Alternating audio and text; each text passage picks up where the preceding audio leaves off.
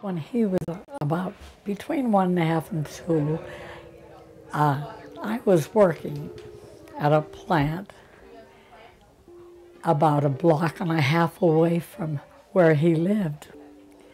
And during my lunch hour, I would take a run up to visit my sister and her baby, Tom. And he saw me coming. The minute he saw me, he scooted into the other room and got a book and said, "Booka, booka, booka." He wanted me to read to him. That's how early he was book-minded, you know. All I know is Tommy was always unique. He was always doing something that caused his mother to get gray hair. But nice stuff. I mean, nothing was... Oh no, but he gave his mother a tough time. His thrill was to walk up this short street,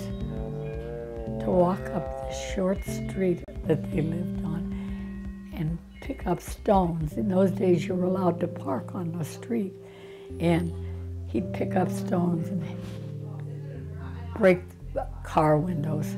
What a thrill for that kid to hear that glass tinkle. He was just, boy, he got a lot of warm backs from that.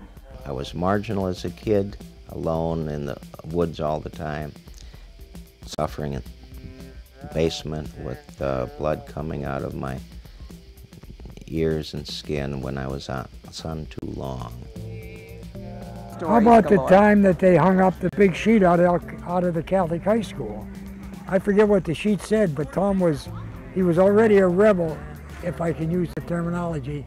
He was already dancing to a different drummer back in those days, when he was a junior in high school, besides being a young man taking care of his family. When Tommy was a young man, he couldn't say 2 words without stuttering. It was horrible, but I'm sure Sister has elaborated on that. Sister Celestine wound up being the human being that changed my life. As you know, I stuttered all my life, and I was afraid to speak publicly. Well, I tell you, Tom, I called on you to read. Probably it was English. And you put the book in front of your face so that I wouldn't see the contortions that you had to go through to make those sounds. Your voice was a voice that I had never heard before. It had a certain ring to it, a certain tone to it that I thought, something has to be done with this child.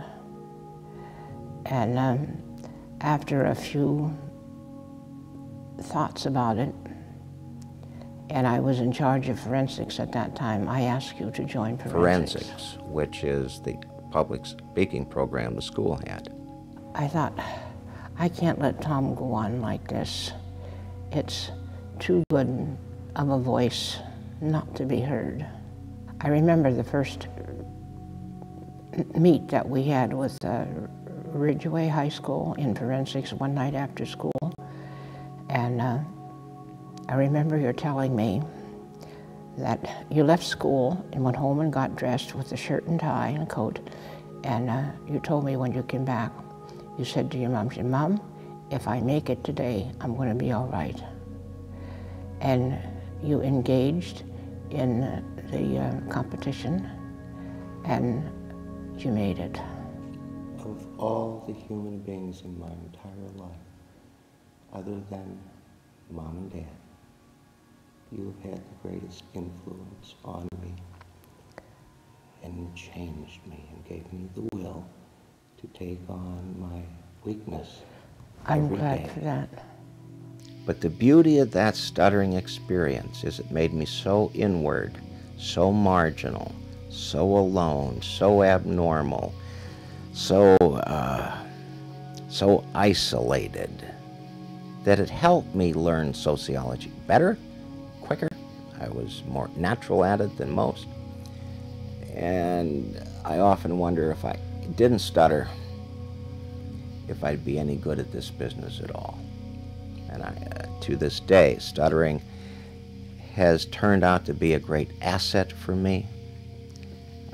It has given me far more than it has taken, and it has molded my personality and created a career, created sociology for me, and opened up the intellectual world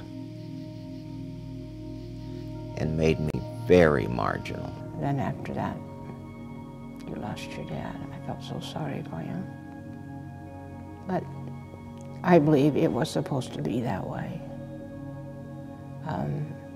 I can never question the workings of God and His grace. It was supposed to be that way. He passed away in June, and Tom would be 16 in the coming November. And guess what? Tom just took over the manhood of the house like you wouldn't believe. And he went ahead and got a job carrying groceries out, and the poor kid had foot problems, and I would just feel so bad when he'd come home from work, and he could hardly walk anymore, you know, but he had to make that money for his mother. That was the kind of kid he was. Of course, then he grew up. 10th grade then was a big change for me. I grew up fast. I went through my own private rites of passage into manhood as a little kid. Stuttering made me marginal. Sun allergy made me marginal, and Dad's death early on in life made me marginal. All three of those have molded me.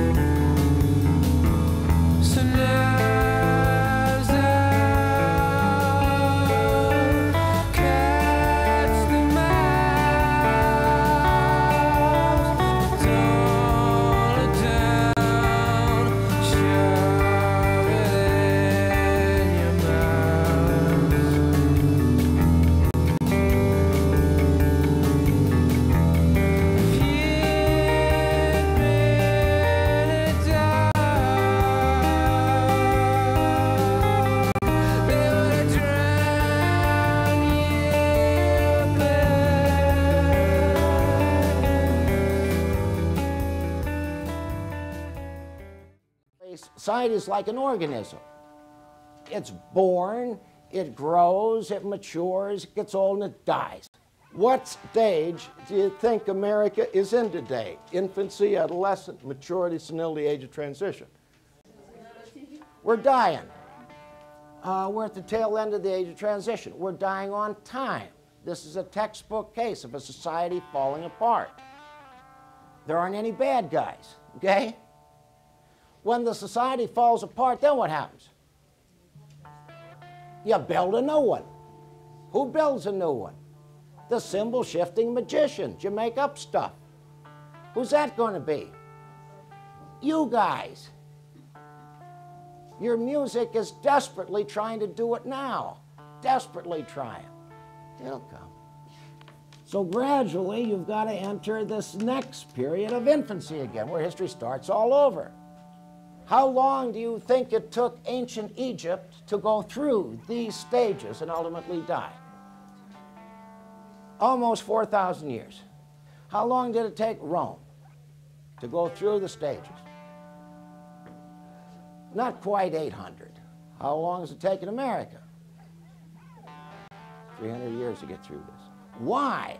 You explain to me which determinant is forcing societies to get through this cycle at quicker and quicker intervals. Technology, especially technology of communication. How long is the next cycle going to last? Most sociologists and futurists argue it'll last about 40 years. In and out. No generation in history has ever lived through more than one stage, much less lived through an entire cycle. Here you poor souls are. You're born in the age of transition, born when the society's fallen apart. From the time you were born, nothing good has happened to you. All you've heard are things wrong. Government's not right, the family of mine broke apart, the church that Grandma talks about, I don't even know where it is anymore.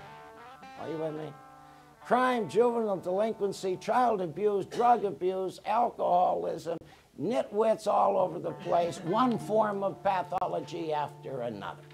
So that's your bloody life. You're tired of it. Some of you guys are looking for spiritual anything. Some of you will try AA, okay? Some of you will deal with the ashram. Some of you will become born-again Christians. Others will become Jews for Jesus. You're flipping and flopping. You're looking and you're searching. That is normal at the end of the age of transition. Normal. That has to happen. You're doing what history wants you to do. Okay? And don't let your parents tell you that you're not being directed by history. You are. You guys are beautiful to watch. And sociologists are watching you guys like the plague. How are you going to hold your marbles together in high-speed change? You need all the concepts of a good symbol-shifting magician. Just be able to anchor yourself through high-speed change. Going back to Little House on the Prairie, when America was in adolescence, all you needed to have is a strong God and a strong back. All you needed. You didn't have to know much. You poor souls.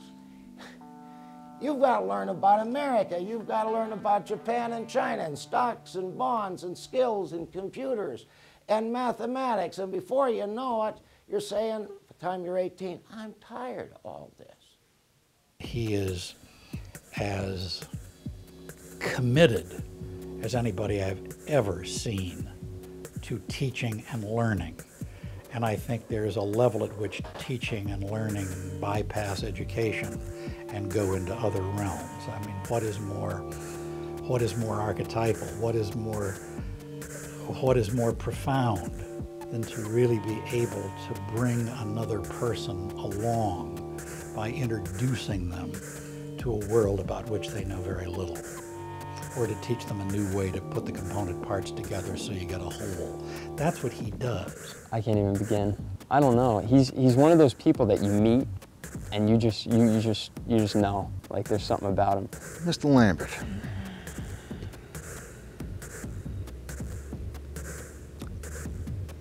He's a very caring man. Not to say he's the Paul Revere, but he is giving people a wake-up call. He's made me think totally different of myself in the world. There's just so many things that I didn't know. He's given me the information. He's showed me the door to the information. Maybe I knew what he was telling me, but he was just able to put it in a way that I could say, yeah, you know, that's me, that's right. He just let the world open itself up to me. It's the things that I knew were going on, but I didn't know how they were going on. And then he breaks it down. He made me feel that I wasn't so crazy. That like lessened my frustration because I know that in all the chaos, there's an order behind it. I would sit there with my mouth open in just amazement listening to this man that was telling me for the first time in my life, someone was telling me the truth about everything. He doesn't baffle you or buffalo you with a lot of BS. He's straight and to the point. He's a realist. He was honest, I'd have to say, and he's right. He is your best friend. He helps me to see my own truth, not even his. Because even if his opinion differs from mine, it helps me get perspective to my own. I love talking to him. It's the truth. He's definitely affected my life. Truthfully, he affected me a lot, and I have to give him 1,000 thank yous.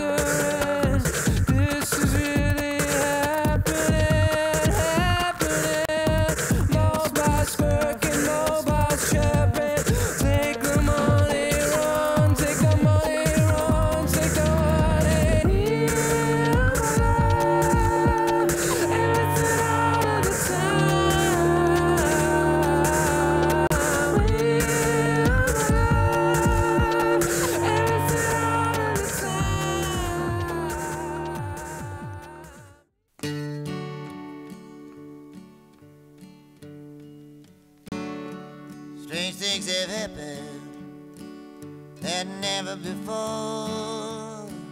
My baby told me I would have to go.